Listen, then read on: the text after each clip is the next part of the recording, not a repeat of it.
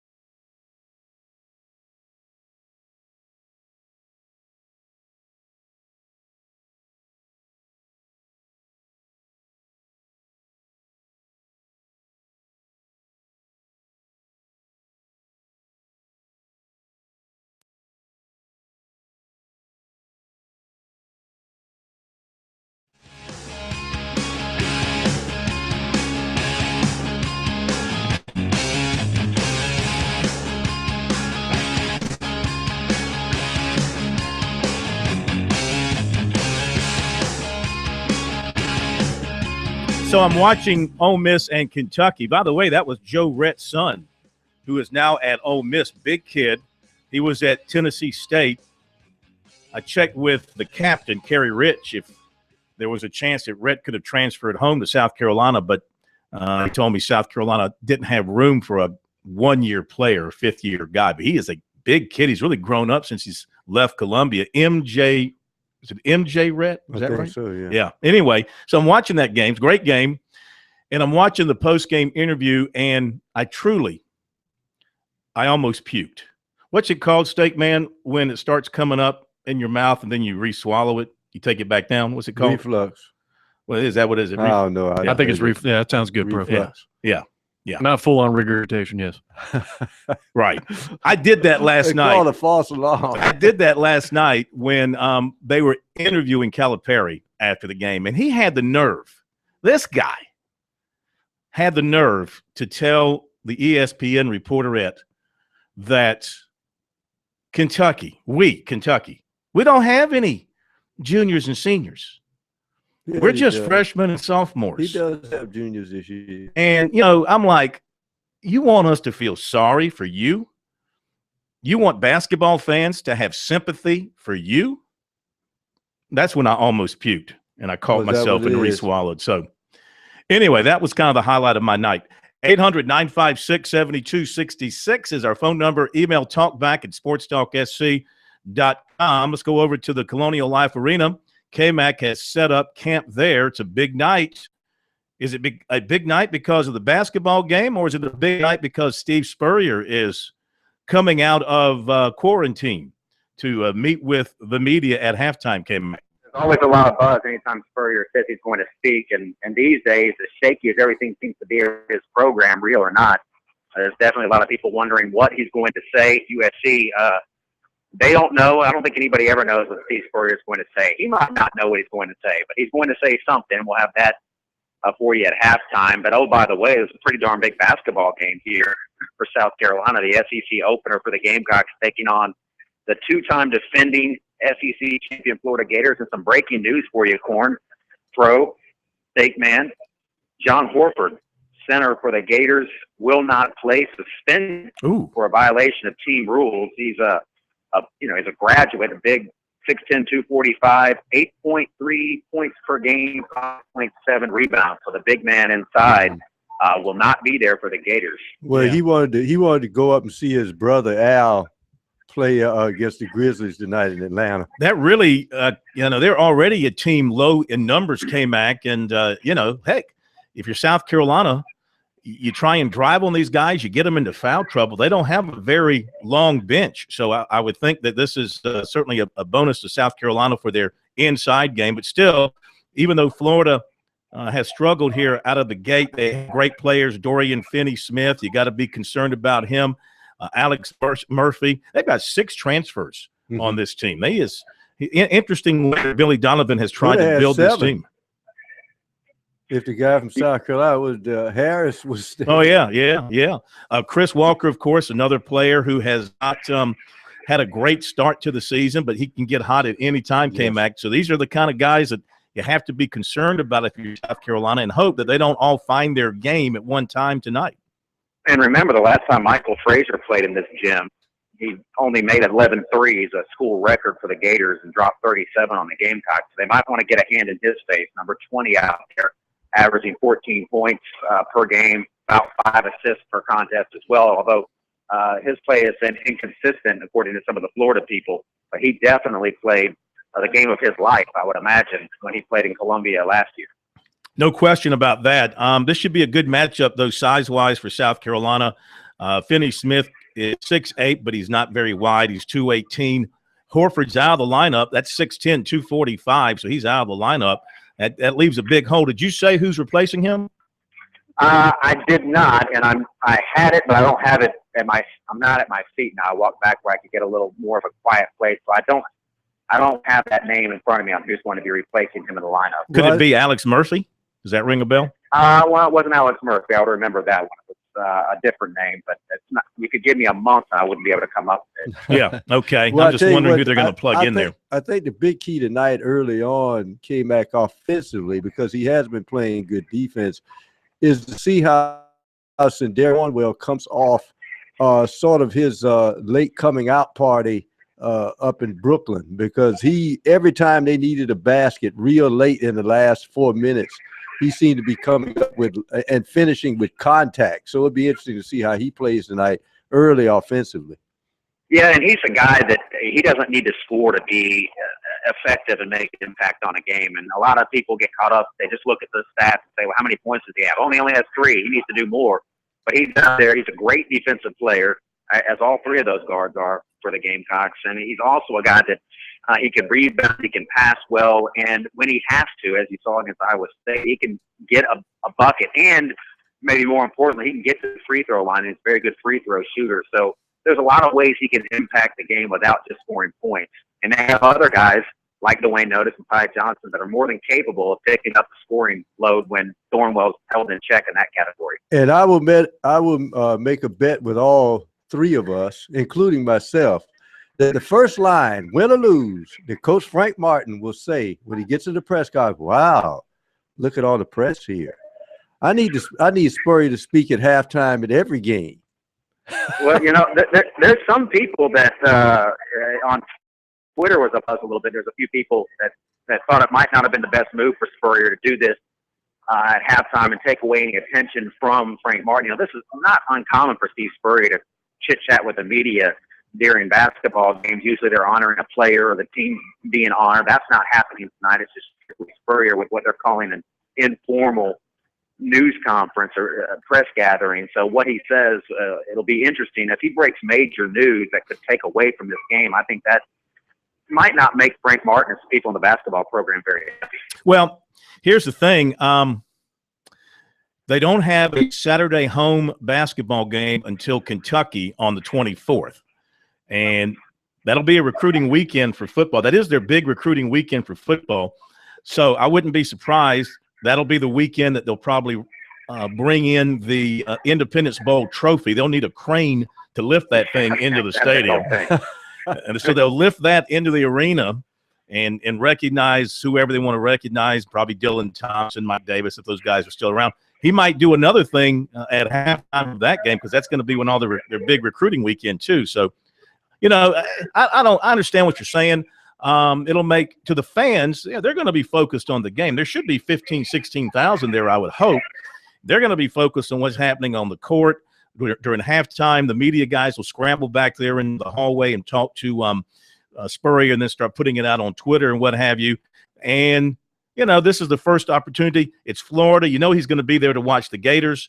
And why not go ahead and have an opportunity to talk to the media and take some questions and maybe answer some questions and calm the waters a little bit. It hasn't been the quietest of times prior to and since the bowl game with all the coaching rumors came back, and now the decommitments with Arden Key decommitting last night. That's a total of 8 decommitments from this class since it was first starting to be put together. Maybe he can answer some of those questions and calm those waters. And I think that might be what it's going to be all about. I don't think he's going to come here and break major news about stat changes. It wouldn't be the venue for something like that. But I do think it could be just what you said, Corn, where he tries to answer some questions and calm the waters a little bit because, again, real or not, the perception is it's kind of a cracking core around his program right now with a bunch of questions. And, he doesn't seem to be panicked. I think a lot of people expected staff changes. Those haven't come. They still, all season long, their fallback was, hey, we got a great recruiting class coming in. Well, now that's kind of falling apart a little bit. So everybody's kind of running around with their hair on fire, and maybe Steve Spurrier thinks he can put it out. Okay, K-Mac. We'll see you over there later on. Now, folks, you can follow K-Mac from the CLA during the game on Twitter address at SportsTalkSC. And, of course, at halftime, I don't think I'll make it there in time for Spurrier. K-Mac will be there. We'll have it video and audio up on the website as soon as it's humanly possible.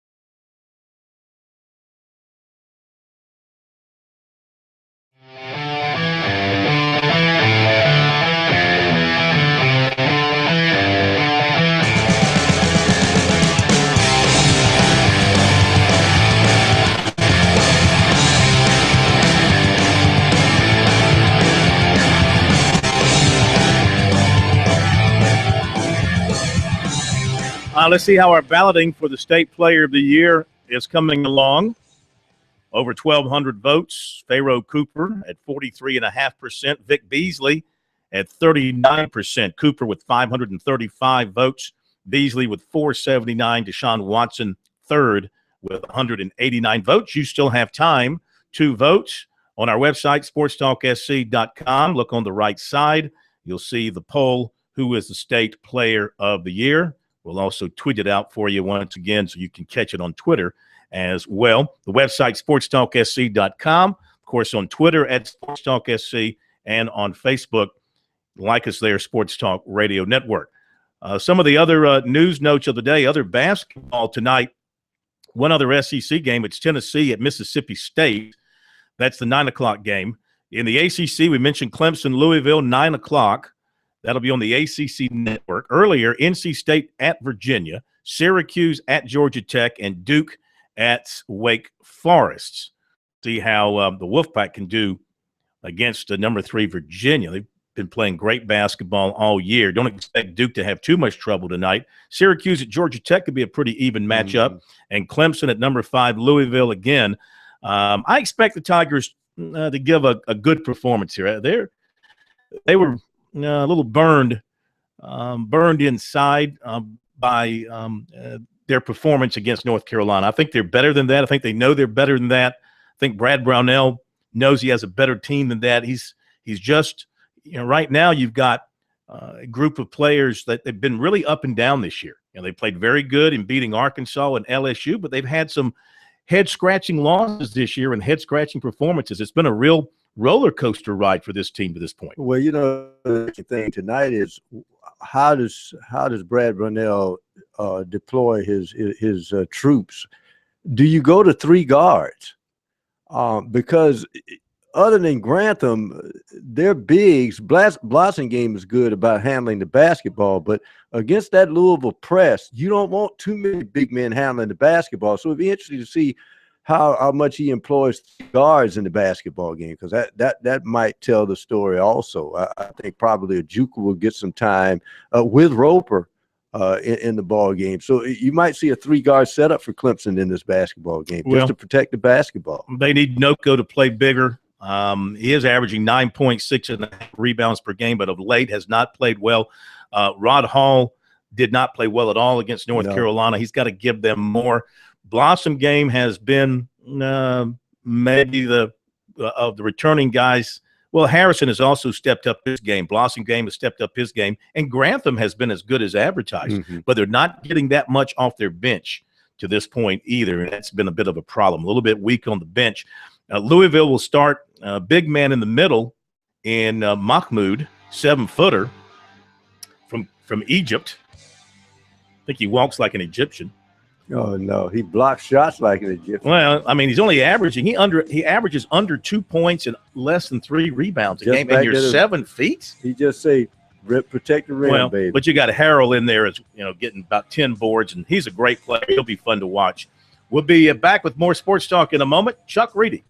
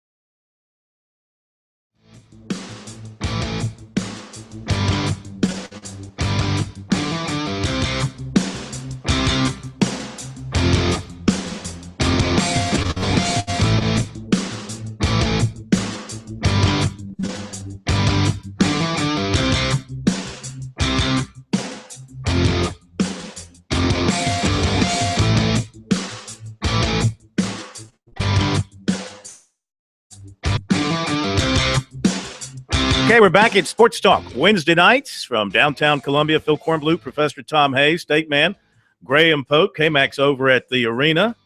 Sports Talk coming to you once again from Main Street, downtown Columbia, your sports talk show of Main Street, South Carolina. A couple of quick notes. Jameis Winston announced today that he is leaving Florida State to enter the NFL draft. Released a statement through his agency, the Legacy Agency.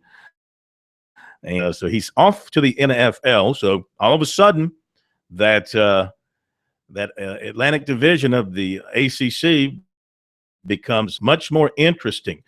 Georgia today announced the hiring of Brian Schottenheimer as their new offensive coordinator. Of course, he'd been in the pros for a number of years. He was with the St. Louis Rams for 3 seasons. He was with the Jets the previous 6 seasons.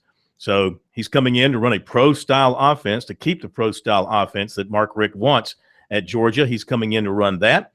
And seldom used offensive lineman Spencer Region at Clemson is not going to return for his senior season. Big kid out of Alabama that came in as a very big kid and leaves as a very big kid. We welcome into Sports Talk now our good friend for many, many years, who yesterday announced his retirement as a football coach in South Carolina. He's been a college coach. He's been a high school coach. Never made it to the NFL, though I'm sure if he wanted to, he could have coached in the NFL. It's a pleasure to have Chuck Reedy with us here on Sports Talk. And as I always like to say in these situations, when it comes to you older folks stepping aside, I'm happy for you, but I'm sad for us. Well, it's great to be with you, Bill. I appreciate those comments. So, first of all, you did a fabulous job at Goose Creek. I think anybody that follows high school football knows how bad that situation was when you stepped in. Now, you won a national championship at Clemson. You won a state championship at Goose Creek, but that was as a head coach and something that you built really from the dirt up. Could you say that is your most satisfying time in coaching, or can you say that you had a most satisfying time? Well, in 40 years of coaching, I don't know that there's any one most satisfying time. I think the essence of it all is, dealing with the players and the young men that we've had the opportunity to work with over the last 40 years and certainly the last 13 years at Goose Creek. That's what, when it's all said and done, that's what really counts and that's what will matter. The state championship here, because this was a community and that had really never had success in football and never won even a region championship. To bring a state championship here certainly was something that, we're very proud of and certainly meant a lot to us. Well, not only did you win a state championship, I mean, you made Goose Creek a power year in and year out. Once you got things established and you got things rolling. And I guess the shame of it is, I don't know if you kick yourself over this or not, or you just let it go. But I mean, the shame of it is that you leave with just the one state championship. We all know what happened at one time, and then this past season, I know a very quick departure from the playoffs. But you kind of feel like maybe you left a couple of them out there on the field somewhere. Yeah, we do. We had a great run. 2009, we lost in the semifinals or the third round to Berkeley in double overtime, and then Berkeley went on and won the state championship. The next year, we lost in the third round to Northwestern, by a touchdown, 41-34. They went on and won the state championship, and we won it the next year. And then in 2012, of course, we were going into the third round undefeated with a great football team, we're thrown out of the playoffs. Which is we debate that forever, but that's neither here nor there. In the last 2 years, we're disappointing in that we lost the second round last year, 30-27, and then this year, we got upset in the first round, by River Bluff, 22-21. But we had a great run, and we had some opportunities maybe to win one or two more. Certainly, 2012, we had a great opportunity to win another state championship, and we're deprived of that chance. But I have no regrets. It was it's been a great 13 years. Yeah. Speaking of 2012, of course, what came out of that? Some new rules and some new layers of appeal in those situations that come up in high school situations here in South Carolina came into play this year. The new appeal process actually came into play in the 1As, as you are well aware. Yep. How do you feel about that process as you leave high school coaching and you leave coaching for good? You look behind you, you see that that is something that you had a part of developing, and do you think it worked the way it was supposed to this year?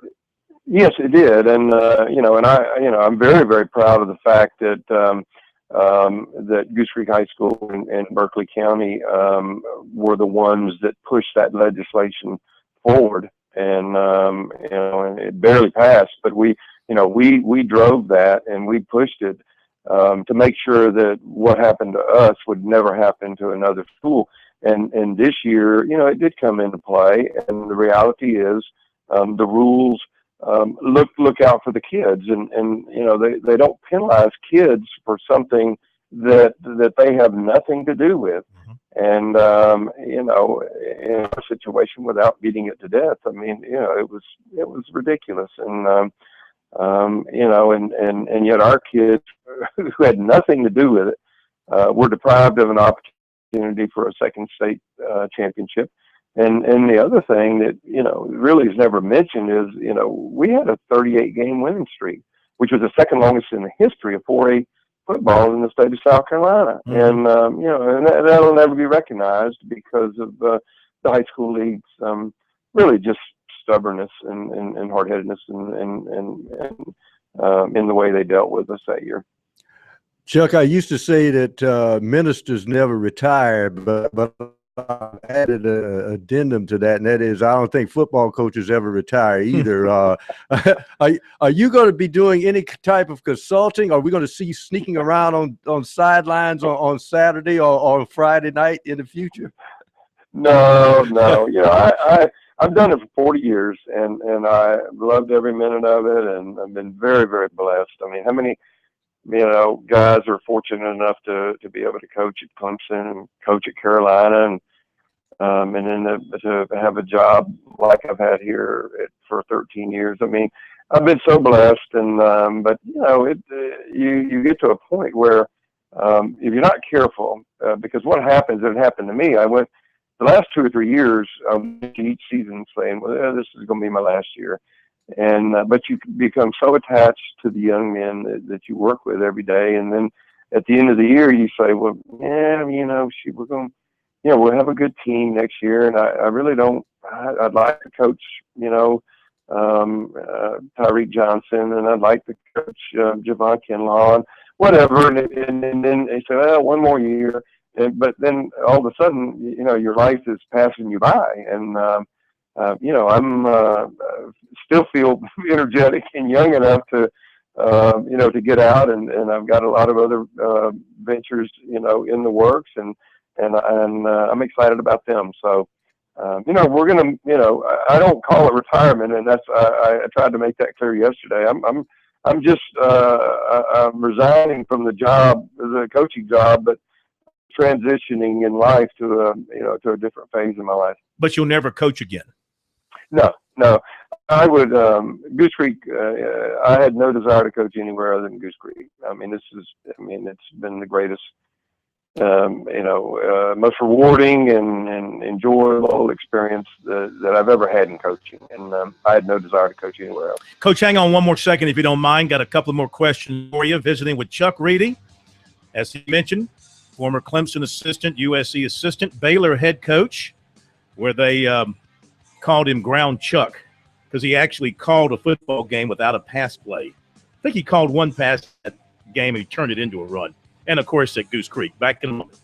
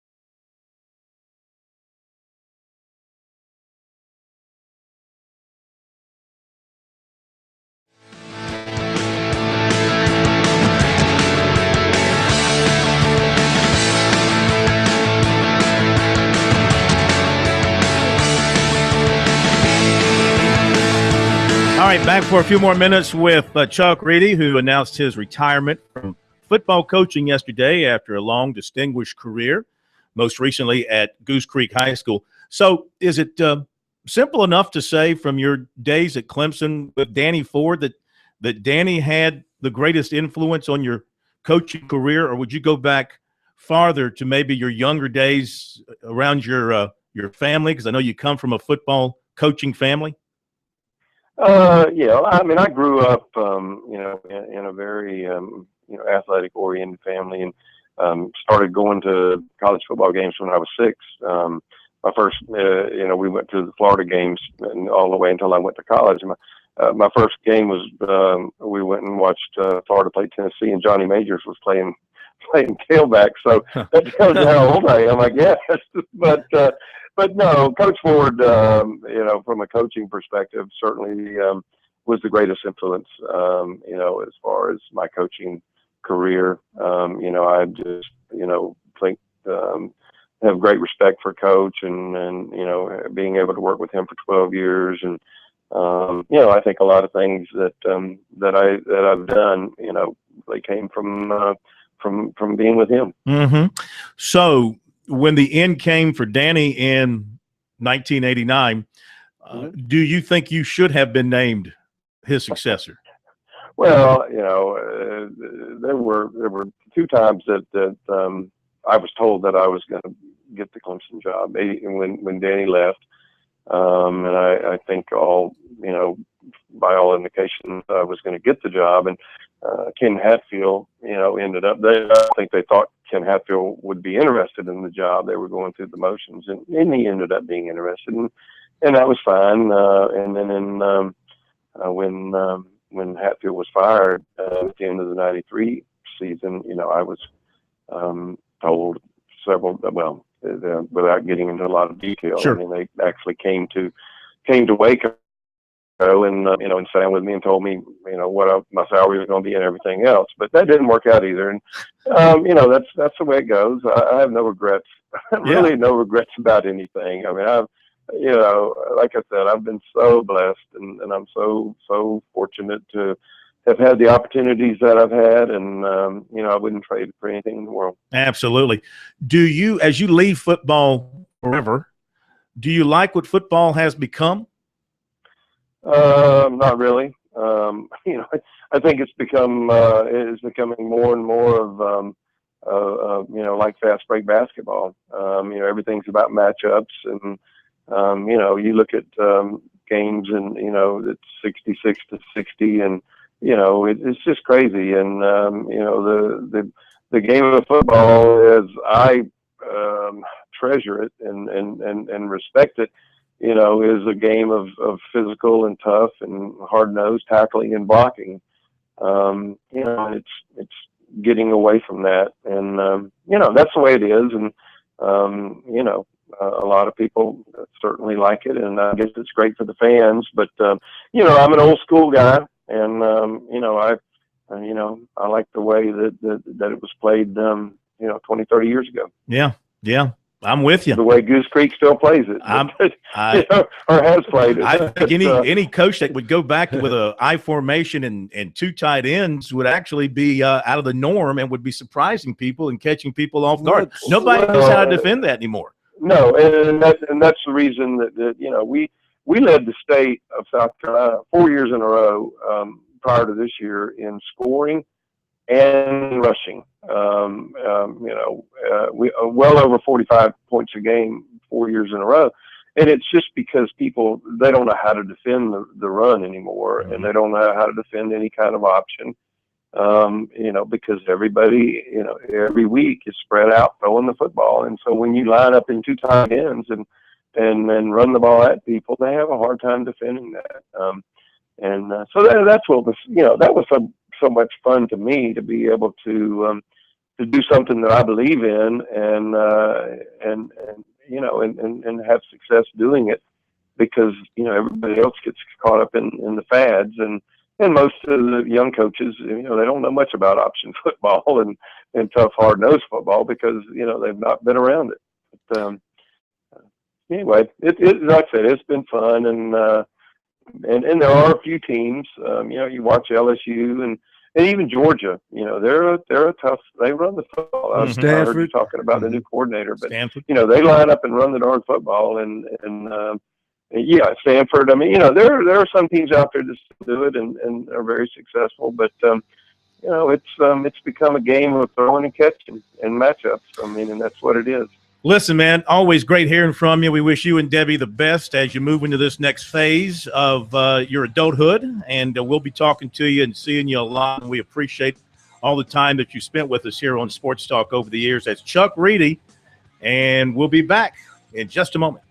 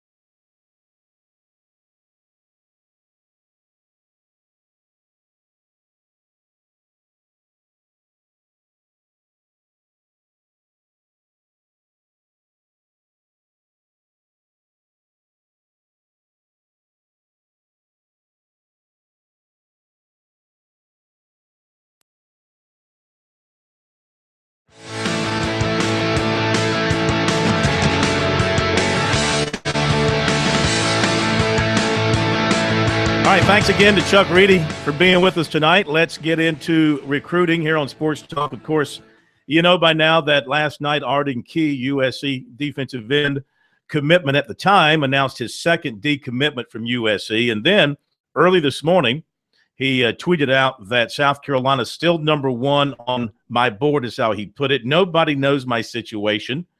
And he said, appreciate all the fans that showed me some respect. The other, y'all funny. Most of y'all haven't been through the process, us top prospect going. That's what he tweeted. So he still plans to take his officials to LSU, Miami, USC, Auburn, and possibly Georgia. Now, Clemson is continuing to recruit defensive back Kareem Orr from Chattanooga. He talked with recruiter Dan Brooks a couple of days ago. Clemson, he says, trying to get him up for a visit. Feels good about Clemson right now. Said they played pretty well the other night, talking about the bowl game. He believes Ohio State is about to offer. That's one of his favorite programs, along with Texas and Florida. His good friend is the Buckeye safety, Von Bell. He's also waiting to hear from Miami on a possible offer. Orr has visited Oklahoma and will visit Arizona State January 16th. After he gets the Ohio State offer, he said, and he visits Arizona State, he'll put together a top four, focusing on Clemson, Ohio State, Oklahoma, Mississippi State, Arizona State, and Miami. Offensive lineman Patrick Allen, 6'2", 285, of Reisterstown, Maryland, a Georgia decommitment. Looking at several others, including USC. The Gamecocks offered last week. Said he's always liked South Carolina's, but he's never been to South Carolina. That's the problem. He's already taken his 5 officials: Georgia, Oklahoma, Michigan, Tennessee, Arkansas. So to get to USC, he'll have to come down on his own dime. He has a top 4 of Georgia, Tennessee, Oklahoma, LSU, plus Texas Tech is showing interest. Going to wait till signing day. Excellent student, wants to major in engineering, 3.7 GPA. USC offensive tackle commitment, Christian Pelage, has been offered by Florida. And according to a report, Florida is making Pelage a priority. And Pelage now has set an official to see Florida either on the 16th or the 30th. He is set to be at South Carolina on the 23rd. Cornerback Jeremiah Denson out of the Fort Lauderdale area has been offered now by Auburn and Florida here in the last week or so. He's also a USC target. Running back Joe Blue of Dillon, a former USC signee who attended Georgia Prep this fall, is now deciding between South Carolina State and Coastal Carolina. Plans a decision this week.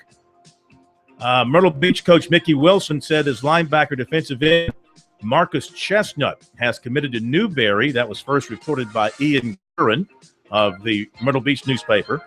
And wide receiver Latrell Nieves of Colleton County has committed to Marshall. Marshall. All right, that'll do it for recruiting. That'll do it for this hour of Sports Talk. We'll check in with K-Mac at the CLA as they tip things off here shortly, USC and Florida. And we'll take some phone calls in the next hour. 800-956-7266, the number.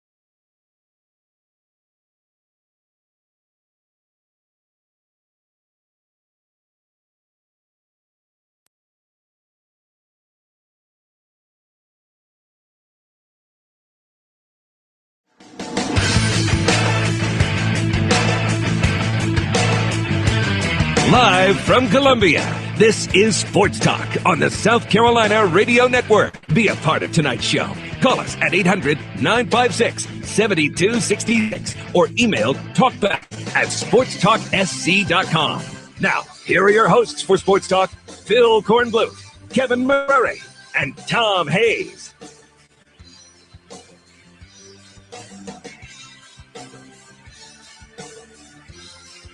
Okay, we're back at Sports Talk, South Carolina Radio Network. Basketball breaking out all over the place. Right here in Columbia, South Carolina, and Florida just getting underway, and the Gators have scored the first 6 points.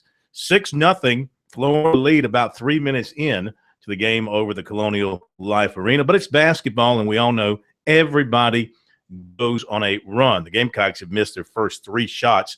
Gators 3 of 4 to open up. And, I'm not saying this is how things are going to play out, Pro, but South Carolina all week since they beat Iowa State has been hearing how good they are, seeing stuff in the newspaper, on the internet, on radio, television, all this hype about how good they are, how much improved they are.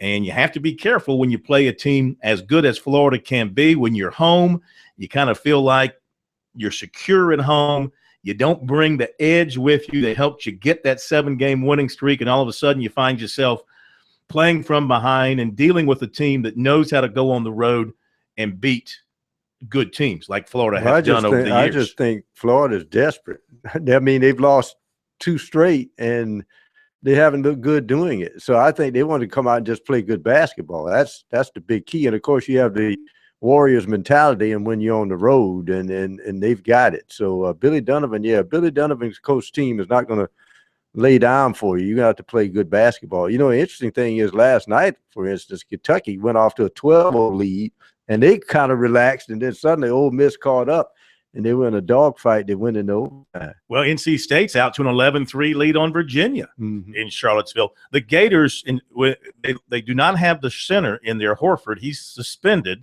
They went from very big to very small. They started with a freshman guard, Chris Chiozza, who averages 5 points a game. He's out of Memphis, and he's a very good defensive player. So Billy Donovan deciding to go, since he's probably losing his top shot blocker or one of them, decided to stay defensive and go with a guard who can help put pressure on South Carolina's 3-guard lineup. Yeah, it'd be interesting to see how they do that. Obviously, you got guys like Notice and Sendarius Thornwell, where you can play maybe that old Denny Crum Louisville style that they've got in their repertoire, and that is to post up the guards. And that'll be interesting to see if they do that, because I think they can utilize that if they continue to go small, Florida. All right, 800-956-7266. That's our phone number here on Sports Talk. I'd love to hear from you tonight about some of the things we have talked about.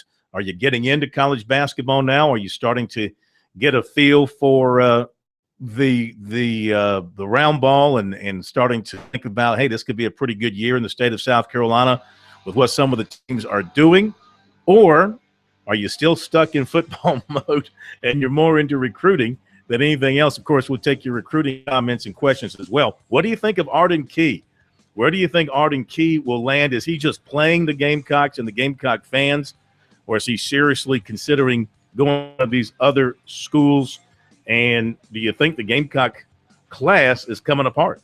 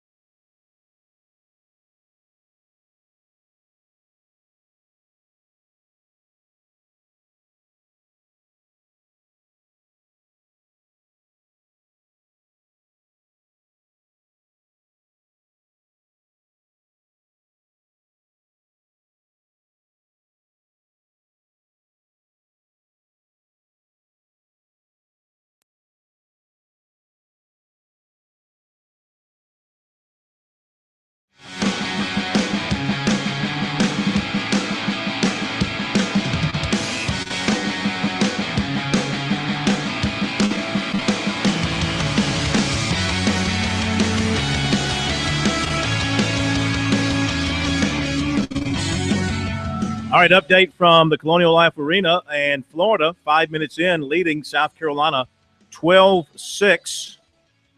Gamecocks points coming from Thornwell on a 3 and Johnson on a 3. Those are the only 2 baskets the Gamecocks have, 2 of 6 from the floor. Meantime, Florida off to a terrific start offensively, 5 of 7 from the floor, and it's now, did I say 12-6? It's 13-6 as Frazier has just hit a free throw, 13-6 Florida leading South Carolina.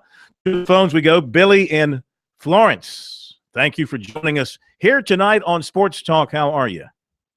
Oh, I'm doing fine, Phil. Why'd you let that cold weather come in here, man? It's cold in the PD right now. Yeah, tried the hot air here in our studio, tried to push it out, but it just wasn't strong enough.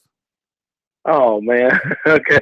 Phil, I got a couple recruiting questions or comments and so forth. First on Clemson. I heard Tom Luganville, the recruiting insider on ESPN, make a comment that he thought Alabama and Florida State has got just dynamic classes, just with a lot of 5 stars. But he said the most complete class he thought as of right now was the Clemson Tigers. Mm-hmm. And he said addressing, I mean, you got 2 top 10 defensive tackles, Christian Wilkins and Albert Huggins, and he just kind of dissected it. And it was on, I think it was Recruit Nation or around the Under Armour game. And anyway, I've heard him say it more than a number of times. And Dabo's putting together just a fantastic class. I think he'll add Fields and kind of a couple here and there. Now, as far as the Gamecocks are concerned, what are you hearing, Phil, about Sherrod Pittman? I've been hearing he's very, very iffy, and I'm also hearing that key to Florida. And I mean, I'm just throwing things out. This is Twitter, and anyway, I just think that, I mean, they're lucky. I think they'll finish with maybe a top 25 recruiting class. I do. I think so, but I don't even think they'll maintain around where they're at now, 13 or 14, according to various sites, 247 Rivals and ESPN. But I think it can be, kind of like it's been, around the 20 to 25 is what I'm kind of looking at. I'm kind of hang up, and I just kind of want to know what you think about Sherrod Pittman. I've heard something, and I don't think they'll get Key, and I think Fields is a definite Clemson guy, and I might be too confident, but I'm going to hang up, Phil, and enjoy your show, man. All right, thank you very much. If I'm not mistaken, I believe Sherrod Pittman was an early enrollee at South Carolina. I think he's already in Columbia, so they reported this week, and start classes next week, so I think Pittman he's in the boat with South Carolina. There was a time there it got a little bit squirrely with him, but they went down and visited with him, and that last visit seemed to calm all his concerns. So he's good to go with South Carolina. Key, he's just he likes to play the game. He's a kid. He likes to play the game, whatever you want to say about it. You know what? I hear that, but I don't accept that as because this is serious business now. And you're talking about hang on. He's 18 now. Yeah, I don't care if he's 18 or if he's 28. This is, you want to be treated like an adult, then act like an adult. All right, so don't go to Twitter and start pulling everybody's chain unless you're serious.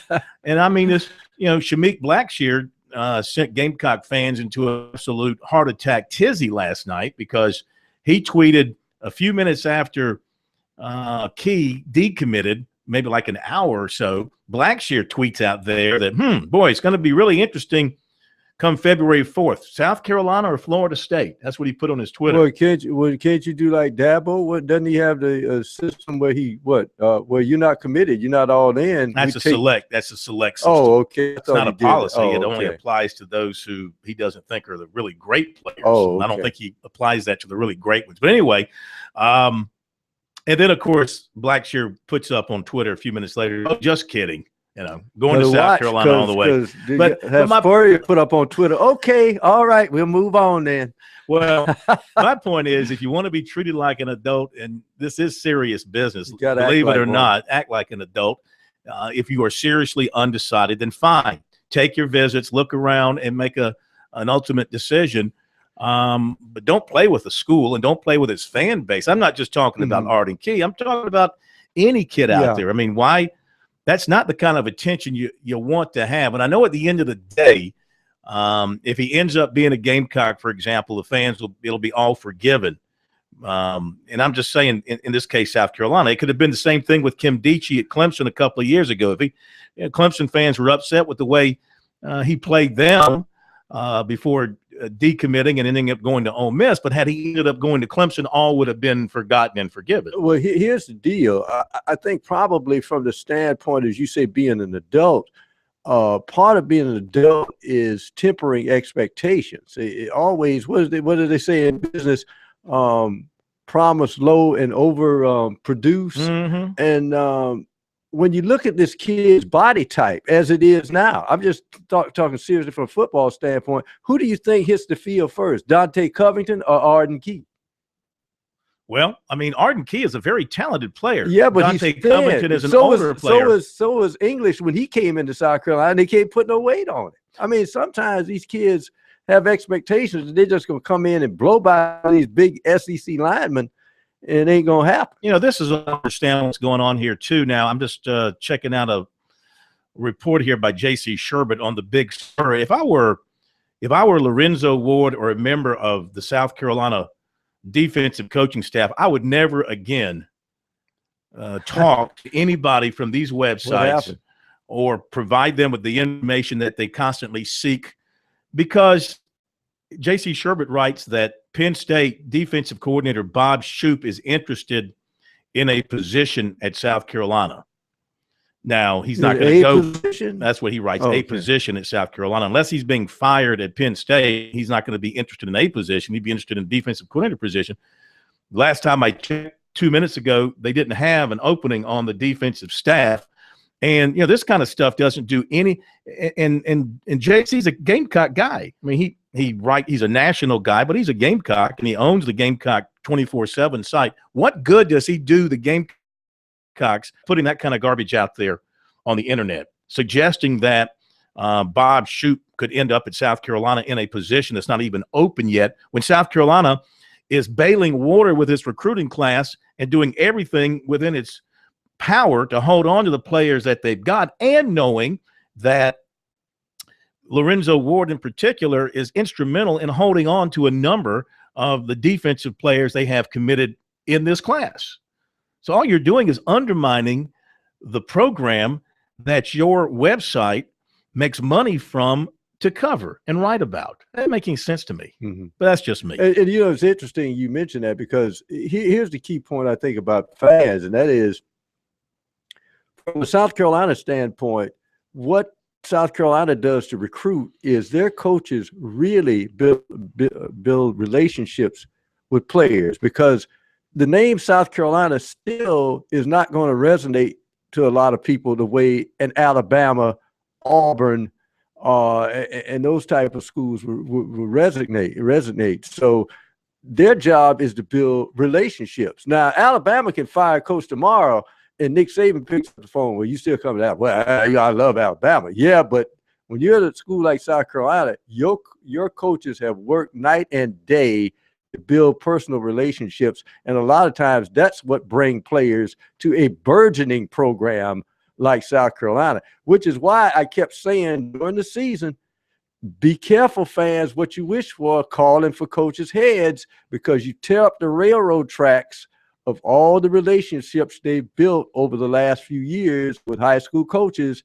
And then when the players start to bail, you know, sometimes you look in the mirror. I just think something like that's utterly ridiculous, and it shows no respect really to the coaches over there when you do something like that. And, you know, these are the same coaches that these nut jobs on the internet rely on for their, quote, insider information. That's why a lot of these guys I have no respect for, because they'll take the information from the coaches, the very same coaches they're trying to help get fired at this particular school. Back in a moment.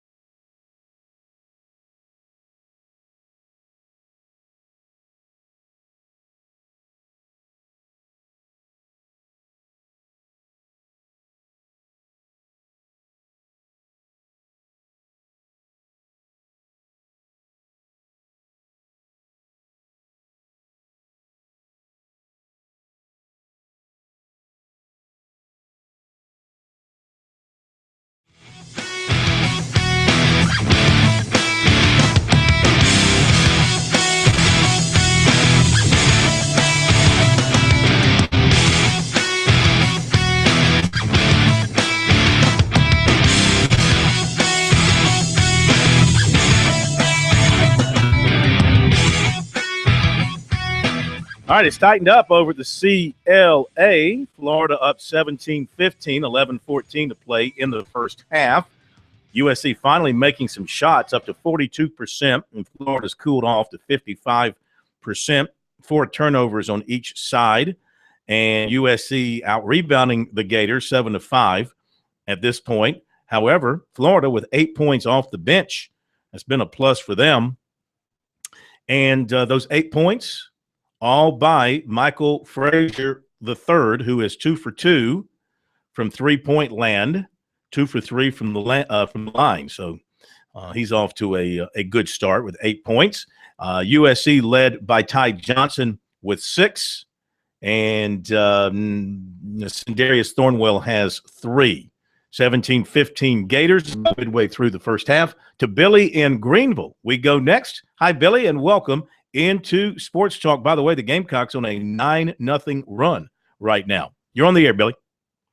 Yeah, I just turned the radio on just a little bit, and I heard you talk a little bit about message boards and South Carolina. Exactly what were you saying about that? Well, I just saw this report on the 24/7 USC site, the Big Spur, and their owner, a guy named J.C. Sherburne, also a national guy for 24/7, posted a story, said headline "Name to Watch," and he mentioned Bob Shoop, the defensive coordinator at Penn State, interested in a position at South Carolina. And all I'm saying is that's just crap.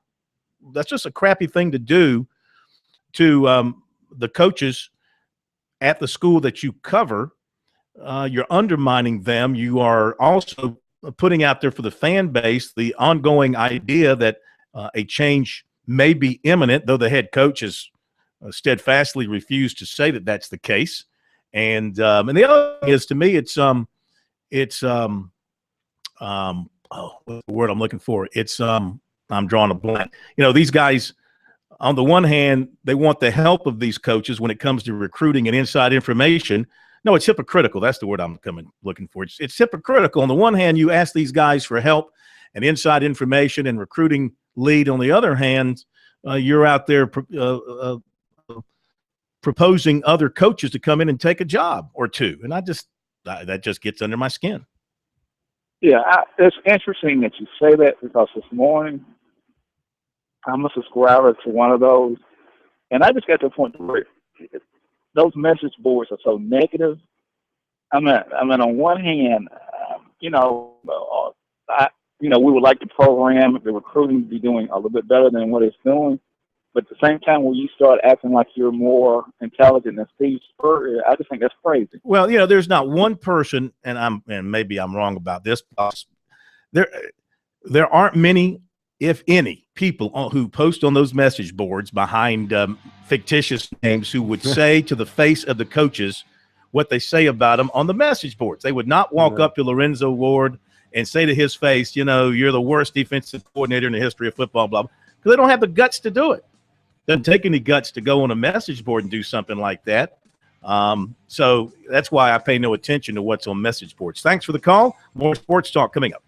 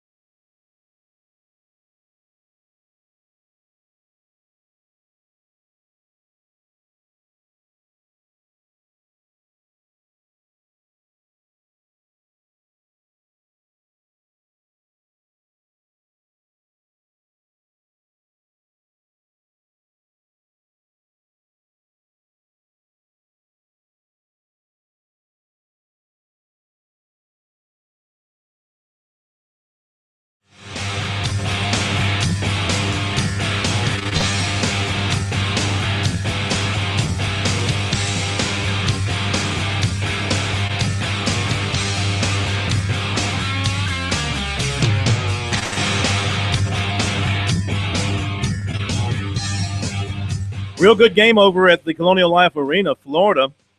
21, USC 20.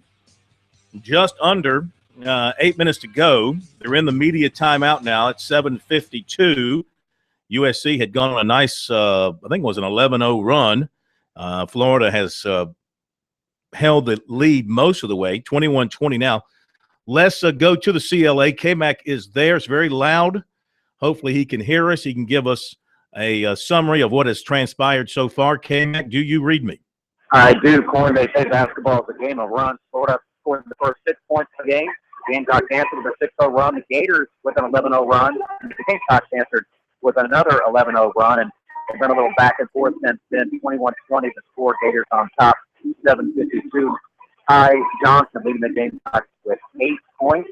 Marcus Stroman has 4 for the Gamecocks. And Henry also with 2 points, leading the way for the Gators right now. Frazier, remember that guy? He hit 2 threes tonight. Still has a way to go to get where he did last year against the Gamecocks in 10-11, but he does have 8 points. You have a crowd estimate? Oh, yeah. There's a very nice crowd. I don't know if they stopped this Friday night, but a very nice crowd for a frigid weeknight here in Metro. All right, K-Mac, thank you very much. It is 21-20.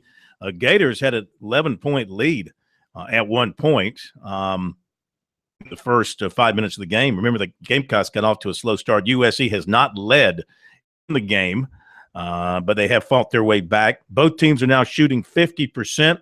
Gamecocks 2 of 3 from 3, 4 of 5 from the line, and turnovers 7 apiece, and rebounds USC leading there 8-7. The game's been tied twice. And like I said, the Gamecocks have yet to hold a lead in this one. 21-20, media timeout, 7:52 to play. Don't forget post-game coverage of this one on our website, sportstalksc.com. Also, halftime coverage from K-Mac of the Steve Spurrier comments to the media that he will make. I imagine, again, don't think there's going to be anything all that earth-shattering. He could have some news on some players, with school cranking back up first part of next week.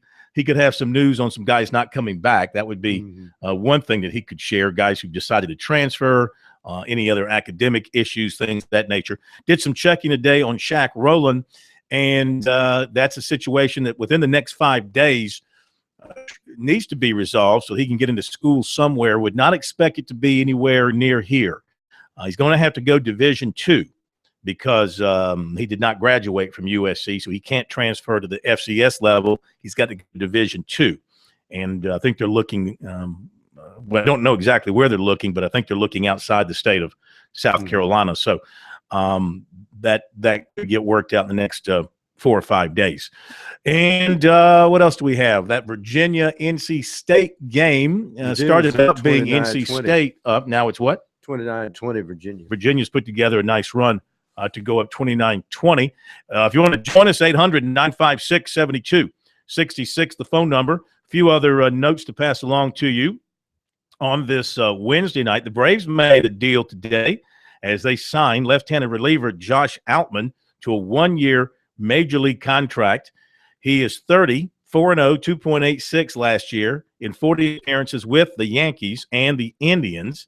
Opponents batted .229 against him, and lefties only .169. The Braves also finalized free agent contracts with reliever Jason Grilli and catcher A.J. Pierzynski, and they passed their physicals today. Now, not too long ago, Grilli was one of the hot closers in baseball, as I recall. So I don't know, has he lost some of his stuff? I mean, what's the deal with him? No, I think he did have a bad mid-year last year. But they're hoping he rebounds. Other than the other ones, they just seem to be gathering enough young pitchers who've already had Tommy John surgery, which it looks like. By the way, an update on that Virginia game is now 29-26 as NC State goes on a 6-0 run.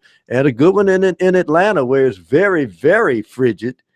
Syracuse probably feels at home. Yeah. It's Georgia Tech 25, Syracuse 24. And Syracuse off to a slow start this year. Yes. Very Syracuse-like. Of course, coming up tonight, 9 o'clock in Louisville, it's Clemson against the Cardinals. That game will be on the ACC network. And, of course, Louisville, another great team.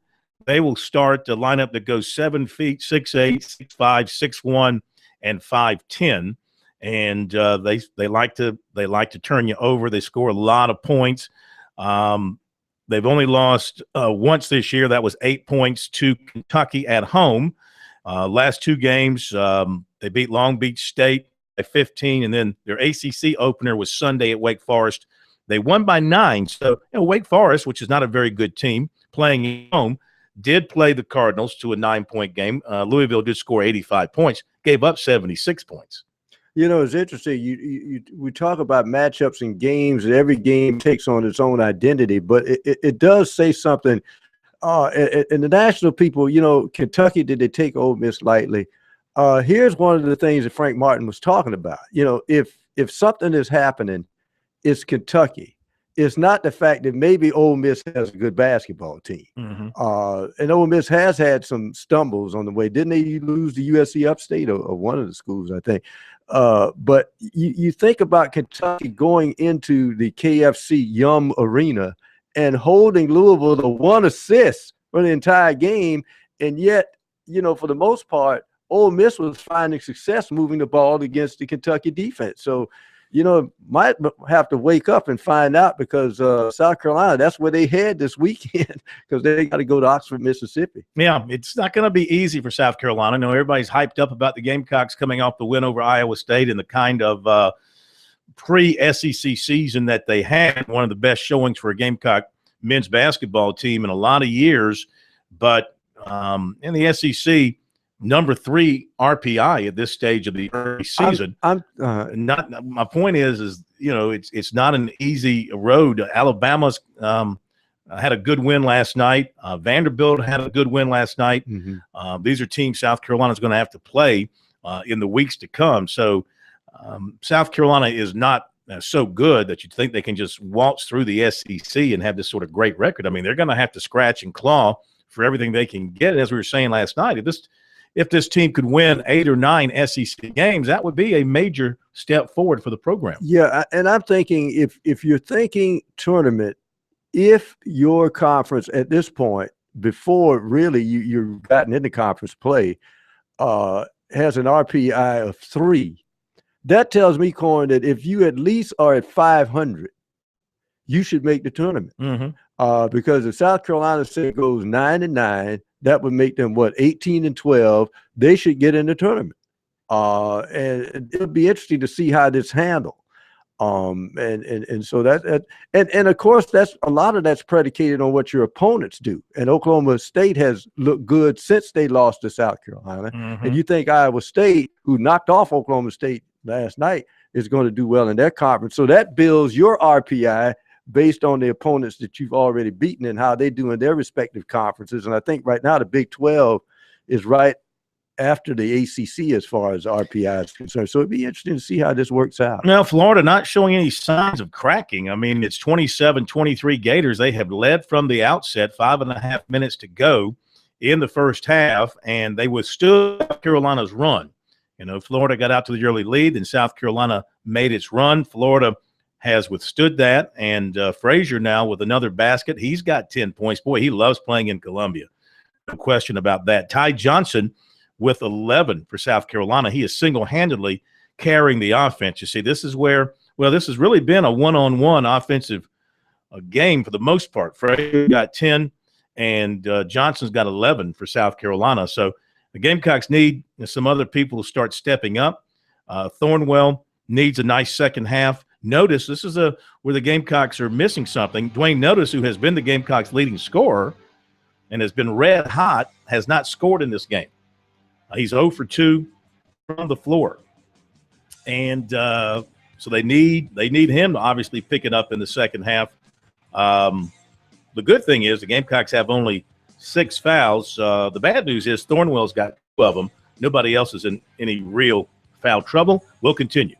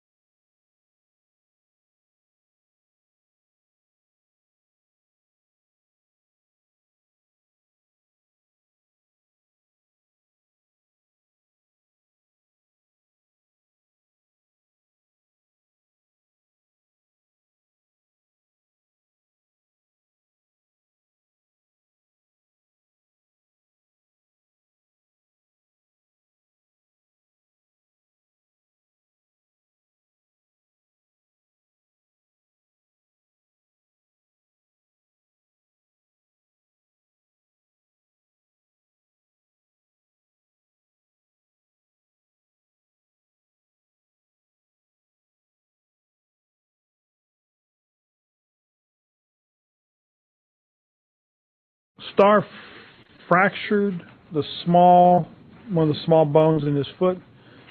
He had surgery this morning to repair it.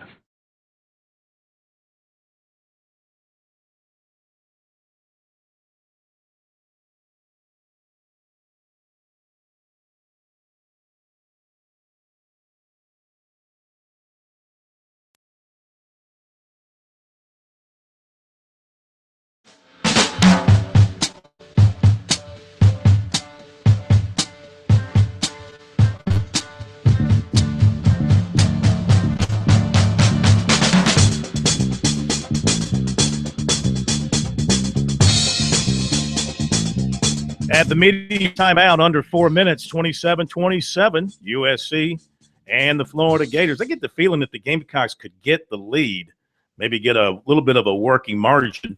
They might be able to put this game in their back pocket. I get a feeling that we're going to have what we had last night at Rupp Arena. We have free basketball on a frigid night in Wednesday, yeah. Ty Johnson still leading USC with 11 points. Gamecocks are shooting 48%, 10 of 21. Gators at 50%, 10 of 20, but only 2 of 7 from a three-point range. Both teams are 5 of 7 from the line. Points off turnovers favors Florida 14-8. USC winning the rebounding battle 12-11. Gators go back on top now 28-27 after a free throw. Some news out of the Panthers camp today as they lose one of their top defenders for the rest of the playoffs. Here is Coach Ron Rivera as he addressed the media today and updated everybody on what's happening with his team heading into the playoff game coming up against Seattle. Star fractured one of the small bones in his foot. He had surgery this morning to repair it, and it's one of those things that as it heals, he'll be able to play, hopefully, as we continue to go forward. No. You guys should know better than to ask me that. When you say hopefully as you go forward, I mean, what is the time? Is it basically if you guys make the Super Bowl and get those extra 2 weeks, or if Yes, he would be ready to play by then. the NFC Championship game would be? No. How big of a loss is that, knowing that Marshawn Lynch? Well, it's a good loss. I mean, but we're very fortunate because of our defensive line situation. We feel very confident about the guys that are going to step up and get opportunities to play. We feel really good about Colin Cole, who was a starter for us this year and has played very well for us in the last couple of seasons. We feel good about Kyle Love, a guy that we signed a few weeks back, who's got NFL playoff experience, has started in a Super Bowl, big, stout, physical player, a lot like Starr. KK will continue to play his normal role for us, as will Dewan. So, we'll miss Starr, but I think we have guys that can fill in and do more than an adequate job. How did it happen? He stepped on somebody's foot and rolled his a little bit. And at the very end of practice, I mean, I didn't see it. I was told about it. I didn't even know it happened until I got in and was in one of the meetings. And then they came and got me and said, "Hey, Coach," so they explained it to me. And so he went and saw the doctor, and then they called me later on with the news later that evening, or probably around 6:30, 7 o'clock, that he was going to have surgery first thing in the morning. Everything went really well. They did show me that, and that's the scenario that Jonathan pointed out is exactly where we are. That at first he thought it was probably an ankle injury as opposed to a foot injury. Well, because of the roll. Yeah, because of the roll, and that's a lot of people assume too. And I, like I said, I didn't know until I was inside. You're working under the plan to have Kyle up with 4 D tackles then. Right, as we go forward, yes. I mean, that's what we've done the whole year. I think with the exception of one game, we may have only had 3 tackles up, but we had a rotation of defensive ends that we could have used. He'd be one of the first ends to slide inside. Exactly. Coney most certainly would. Charles would too, but again, we would do that only in a certain situation. We really didn't want to put Charles. He's playing very well on the edges right now. Where's Frank Alexander fit in, if at all? Well, part of the rotation. I mean, right now, Coney's played very well. I mean, again, you go forward and you say, when Frank comes back, probably replace the young guy. Well, the young guy 4 out of the last 5 weeks has had a sack. So he's been very productive. when Frank got his opportunity against Atlanta, played very solid. But it's hard for me to justify sitting two guys down that have been very good. Wes Horton has played very solid, very stout at the point of attack. He moves inside and plays the 3 technique as well. You know, if we were in a pinch or we had, again, another opening, I would most certainly have Frank up. Going forward again, as we go into next season, Frank most certainly is a guy that looks to be in our plans as we go forward. The Seattle team leads the NFL, I think, in explosive plays, but they're kind of down on the list in terms of total offense. Are they a kind of team that you have to guard against, kind of lulling you to sleep a little bit with the dink and dunks or the short runs and then the big plays? I mean, if you go back and look at our 3 games against them historically, that's the one thing that, Jonathan, they've gotten us is they've had a big play over the top and we haven't. That's the difference in the games. In all 3 of the games we've played, we have not had an explosive play that put us over the top. They have had. So, again, that's one of the things we've worked on. We've talked about trying to guard against. It's one of the things that we've looked at, so that saying, you know, how can we do that? How can we create a good situation for us? Russell Wilson and his job of doing things the right way. That was Star Lutulele that he was talking about at the start of his comments. The defensive tackle fractured his foot at the end of Tuesday's practice, but if they make it to the Super Bowl, he could be with them. We'll update the ball game in a moment.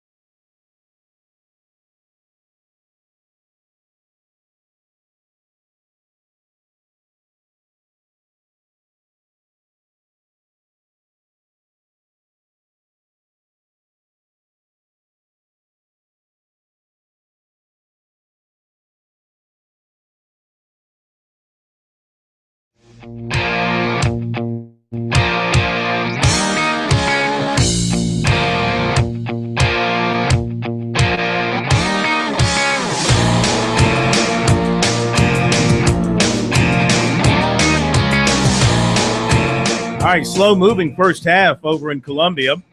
USC and Florida, they're still playing. This game's almost, they tipped at 7:05. So it's going to be about a 55-minute first half in terms of actual length.